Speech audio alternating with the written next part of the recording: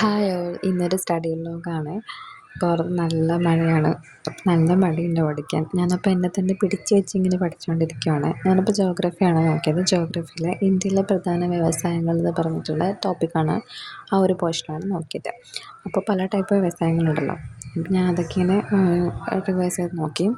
Topic ഞാനിപ്പോഴാണ് പഠിക്കുന്നത്. അസംസ്കൃത വസ്തുക്കളും വ്യവസായങ്ങളുടെ സ്ഥാനം, അങ്ങനെ കുറച്ച് കാര്യങ്ങളൊക്കെ.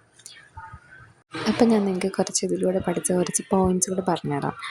നമ്മുടെ ഇന്ത്യയിലെ ഏറ്റവും പഴക്കം ചെന്നിട്ടുള്ള വ്യവസായമാണ് പരുത്തുണി വ്യവസായം എന്ന് പറയുന്നത്. ലോകത്ത് പരുത്തി ഉൽപ്പാദനത്തിൽ 2ാം സ്ഥാനത്ത് നിൽക്കുന്ന രാജ്യം ചൈനയാണ്. ലോകത്തെ ഏറ്റവും കൂടുതൽ പരുത്തി ഉൽപ്പാദിപ്പിക്കുന്ന രാജ്യമാണ് ഇന്ത്യ.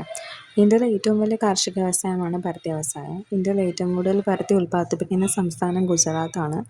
കേരളത്തിൽ പരുത്തി ഉൽപ്പാദിപ്പിക്കുന്ന ഏക ജില്ല എന്ന് പറയുന്നത് പാലക്കാടാണ്. ഇന്ത്യയിലെ ഡെനിം സിറ്റി എന്നറിയപ്പെടുന്നത് എവിടെയാണെന്നറിയാമോ? അത് അഹമ്മദാബാദാണ് ഡെനിം സിറ്റി എന്നറിയപ്പെടുന്നത്. അപ്പോൾ ഇത്രയൊക്കെയാണ് ഞാൻ അധികം നോക്കിയ പോയിൻറ്റ്സ്. അതുപോലെ തന്നെ പഞ്ചസാര വ്യവസായത്തിൽ ലോകത്തെ പഞ്ചസാര ഉൽപ്പാദനത്തിന് 8% ഇന്ത്യയുടെ സംഭാവനയാണ്.